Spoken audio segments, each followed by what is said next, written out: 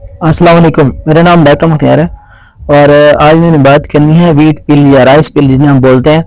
गंदम के अंदर जो गोलियां रखी जाती हैं ताकि गंदम खराब ना हो, गंदम की जो हिफाजती गोलियां, कुछ लोग इनको यूज करते हैं सुसाइड करने के लिए, खुदकुशी करने के लिए। तो इसके बारे में बात करनी है कि इससे इंसान की जो डेथ है वो कैसे होती है। फर्स्ट ऑफ ऑल तो यह है कि अगर किसी ने गंदम की गोली खाई है तो उसकी जो डेथ है वो 100% पॉसिबल है। मसलन इसमें 99% पॉसिबिलिटी यही है कि उसकी डेथ ही होगी, तो इसमें जो बचने के चांसेस ऑलमोस्ट जीरो ही हैं। तो और जो एक आधी गोली होती है वो उससे भी डेथ आपकी हो सकती है। तो अब इसके बारे में बात करेंगे कि इंसान की डेथ इसमें होती कैसी है। अब एक्चुअली जो गंदम की गोली होती है इसके अंदर एक केमिकल होता है जिसका नाम एल्यूमिनियम जो है फॉस्फाइड, एल्यूमिनियम फॉस्फाइड जो है 56% जो होता है गोली के अंदर वो होता है, और जो 44% है वो इंग्रेडिएंट उसके अंदर होते हैं ताकि उससे वो गोली खराब ना हो और डिकम्पोज ना हो। इसीलिए जब आप गंदम गोली अंदर रखते हैं तो वो साल बाद भी निकालते हैं तो वो डिकम्पोज नहीं होती, मतलब खराब नहीं होती, वो वैसी की वैसी होती है। तो 44% वो उसके इंग्रेडिएंट होते हैं जो उसको खराब नहीं होने देते। जो इसके अंदर मेन इंग्रेडिएंट है जो केमिकल है उसका नाम एल्यूमिनियम फॉस्फाइड है जो कि 56% होता है।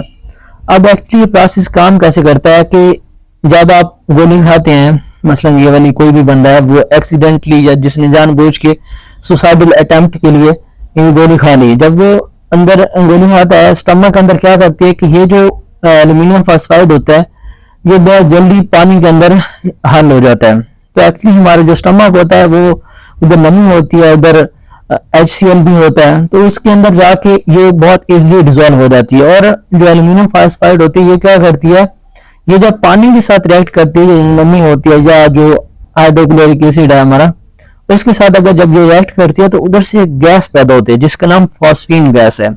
असल में जो तबाही वाली चीज है वो फॉस्फीन गैस है, और वो फॉस्फीन गैस क्या करती है कि बहुत इजीली जो होता है और बहुत जल्दी जो है हमारी जिस्म के अंदर वो जज़ब हो जाती है और खून में शामिल हो जाती है। और उसका सबसे बड़ा ये काम होता है कि वो जाके हमारे सेल्स के अंदर माइटोकॉन्ड्रिया होता है। माइटोकॉन्ड्रिया जो है वो हमारे सेल का ना पावर हाउस होता है। जिस तरह हमारी पूरा जिस्म जो है सेल से मिलकर बना है, तो हमारा हर सेल के अंदर माइटोकॉन्ड्रिया होता है, वो उसका पावर हाउस होता है। वो जाके हमारा जो पावर हाउस होती है उस पर जाके अटैक करती है, और पावर हाउस पे जब अटैक करती है फॉस्फीन गैस, तो होता क्या है कि जो हमारा पावर हाउस है वो शट डाउन हो जाता है, और उससे क्या होता है कि हमारी एनर्जी प्रोड्यूस नहीं होती जो कि ATP होती है। जब हमारी एनर्जी प्रोड्यूस नहीं होगी, आपका जो सेल है उसको एनर्जी नहीं मिलेगी, उससे क्या होगा, सेल डेथ का प्रोसेस शुरू हो जाएगा। तो आपके जो सेल हैं वो ऐसा ऐसा मरना शुरू हो जाएंगे। जब सेल डेथ होगी तो उसके बाद ऐसा ऐसा जो आपकी ऑर्गन है, जो अज़ा है, उनकी डेथ शुरू हो गई, जिगर, गुर्दे, उसमें पूरे जिस्म का कोई भी ऑर्गन इसके अंदर डेड हो सकता है।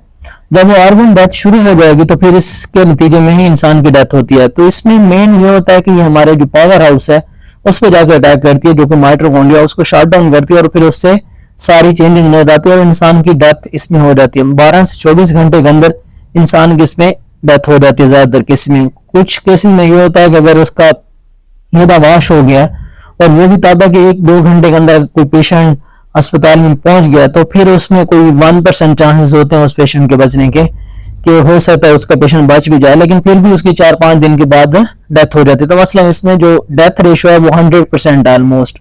ज्यादातर केस में 4-5 दिन बाद डेथ हो सकती है अगर उसका मैदा अच्छे तरीके से वॉश हुआ हुआ है और वो भी एक प्रॉपर टर्शियरी केयर सेटिंग हुआ हुआ है, तो तब पॉसिबिलिटी होती है कोई 4-5 दिन तक सर्वाइव कर जाए। लेकिन इसमें जो डेथ है वो ऑलमोस्ट 100% है। और दूसरे नंबर पे इसका कोई एंटीडोट नहीं है जो कि आप खाएं और आप के लिए कोई एंटीडोट दिया जाए तो आप बच जाएं, इसके लिए कोई एंटीडोट भी नहीं है। और दूसरे नंबर पे इसका कोई और ट्रीटमेंट भी नहीं है, कोई स्पेसिफिक ट्रीटमेंट भी नहीं है। जनरल ट्रीटमेंट होता है, एक पेशेंट शॉक में आया है, या कभी कभी होता है कि पेशेंट बिल्कुल ठीक चल के आता है अस्पताल के अंदर और फिर उसकी डेथ हो जाती है। कभी कभी होता है कि वो कोमे के साथ आता है, झटकों के साथ आता है, शॉक के आसर, मतलब बहुत सारी सिम्टम्स है, मल्टीपल सिम्टम्स है, क्योंकि इसमें क्योंकि सेल को अटैक कर रही होती है, तो सेल तो हमारी पूरी बॉडी के अंदर है, तो कोई भी सिस्टम, कोई भी अलामत जो है इसके अंदर आ सकती हैं। दूसरे नंबर पे इसका एक टेस्ट होता है, सिल्वर नाइट्रेट का टेस्ट होता है, जिससे कंफर्म किया जाता है कि आपने जो है गन्ने वाली गोली ही खाई है। सिल्वर नाइट्रेट टेस्ट जो होता है वो इंसान की सांस या जो अगर किसी का मैदे का अंदर जो कंटेंट है वो है, उन दोनों से किया जाता है। जब इंसान सांस लेता है वो एक स्ट्रिप होती है, वो स्ट्रिप करते हैं मुंह के साथ या नाक से लगाते हैं, तो उससे वो स्ट्रिप जो है जब वो गैस उस पर बढ़ती है तो वो ब्लैक हो जाती है, तो उससे कंफर्म हो जाता है कि इस बंदे को व्हीट पिल या पॉइजनिंग हुई। तो इसीलिए इसमें बचने के चांसेस बिल्कुल भी नहीं है। اور ہمارے ملک میں کوئی اس کی روک تھام کے لیے کچھ بھی نہیں ہے. باقی کنٹریز میں اس کے لیے لائسنس اور بہت سارے سسٹم ہے کہ کوئی بندہ اس کو یوز نہیں کر سکتا, اس لیے اویلیبل نہیں ہونی چاہیے. اور کچھ زیادہ لوگ تو اس میں یہ ہوتا ہے کہ وہ انٹینشنلی کھا رہے ہوتے ہیں.